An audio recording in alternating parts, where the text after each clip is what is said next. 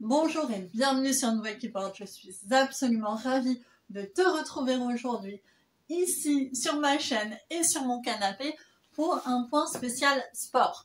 Alors, on m'a demandé, et pas qu'une fois, une séance d'hypnose pour se motiver à faire du sport. Et effectivement, c'est quelque chose que je vais faire, s'endormir le soir pour être ensuite motivé les jours suivants davantage à faire du sport. Mais je voulais aussi faire un point coaching aujourd'hui sur ce thème pour une autre raison, qui est que, alors une fois n'est pas coutume, je vais te raconter ma vie un petit peu, mais avant, si c'est pas déjà fait, tu mets un pouce sous la vidéo, tu t'abonnes, tu cliques sur la cloche pour ne louper aucune des prochaines vidéos, et tu mets un petit commentaire à la fin de la vidéo, tu peux t'inscrire à la newsletter sur unevoixquiporte.com aussi, tu auras du contenu exclusif et tu pourras me proposer des sujets de vidéos pour cette chaîne, ce qui est bien et pour moi et pour toi. Alors, le truc en ce moment, c'est que moi, je suis quelqu'un d'assez sportif. Alors, je vais te raconter ma vie, hein, je pense que c'est assez représentatif ce que j'ai vécu, de ce que beaucoup d'entre nous ont vécu. Je suis quelqu'un d'assez sportif au départ, j'aime bien nager, je fais de l'escalade, de la course à pied. Et là, évidemment, tout a fermé avec la Covid en 2019 et je me suis retrouvée à être embêtée comme tout le monde pour faire du sport, à bricoler un peu à gauche et tout. Et puis, il y a des gens qui ont commencé à me solliciter en me disant oui, j'arrive pas à me motiver, à aller courir, c'est pas mon truc.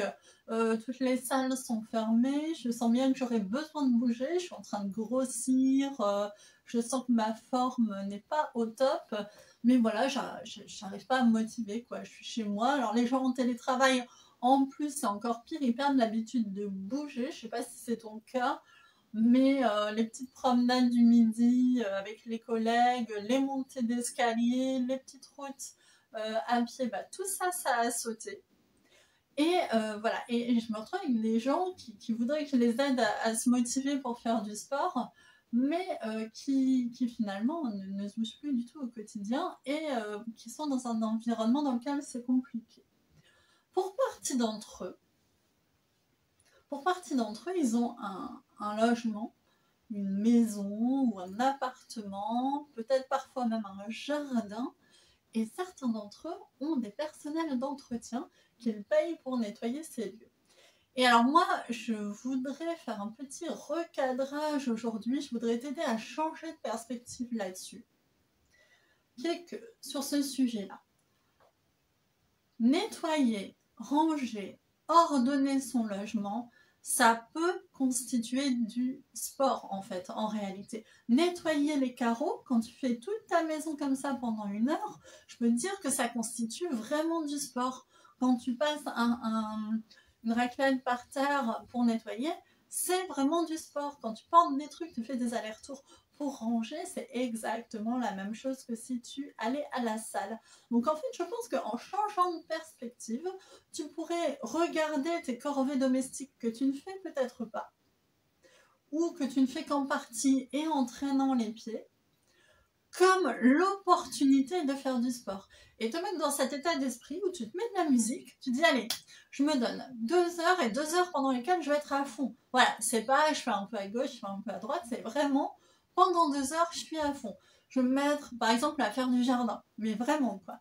Je vais couper, je vais y aller vigoureusement et je vais considérer, non pas que c'est une corvée et que j'ai pas très envie de le faire, mais qu'il vaut bien le faire, mais plutôt qu'il s'agit en fait de sport, parce qu'il y a énormément de mouvements qu'on fait dans le rangement et dans l'entretien de nos logements qui constituent véritablement de l'activité physique. Et alors on a la double satisfaction. Donc si tu te mets de la musique, si tu te dis allez j'y vais à fond, je considère qu'il s'agit de sport, tu auras la satisfaction d'avoir fait du sport. Moi je fais comme ça, je peux te dire que quand j'ai 2 heures, des fois c'est entre midi et 2 parce que je télétravaille, des fois je suis à fond pendant 2 heures, je peux dire je transpire, je suis fatiguée, je sens au niveau de mon corps que j'ai fait vraiment de l'activité physique, hein, c'est pas une blague. Et voilà, moi je te recommande cette approche-là, double satisfaction. La satisfaction de t'être bougé vraiment, donc avec la... Fais des étirements et tout, vraiment, hein, considère qu'il s'agit de faire du sport. et la satisfaction d'être dans un environnement qui est bien rangé, qui est propre, qui est plus sain, qui est vraiment plus agréable et dans lequel éventuellement tu pourras recevoir de temps en temps des gens et tout. Alors avec les précautions qui vont avec la pandémie et tout ça, attention, mais voilà, tu seras dans un environnement 1000 fois plus agréable et tu auras vraiment fait du sport. Je voulais te proposer ce changement de perspective là pour te dire, bah, pas besoin d'aller loin, pas besoin d'aller dans une salle dédiée, pas besoin, tu vois, de faire des choses compliquées pour faire du sport en fait, hein, pour faire de l'activité physique. De la même manière, si tu dois te rendre à un lieu, et ben peut-être te dire, bah, si j'y vais à pied, ça me fait de l'activité physique, je fais des pas en plus, etc. Je pense que c'est vraiment un état d'esprit global dans sa vie.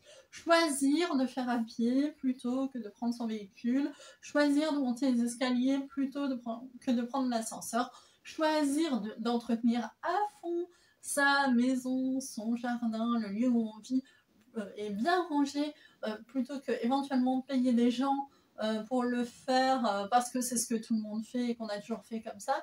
Bref, je t'invite à réviser un petit peu toutes ces habitudes, ces pratiques-là. Et j'aimerais bien savoir ce que tu en penses. J'aimerais bien que tu me fasses un retour, que tu me dises si tu l'as fait spontanément ou si ça te fait un petit peu réfléchir à comment faire pour te bouger en fait davantage au quotidien. Je te dis à très bientôt et prends soin de toi.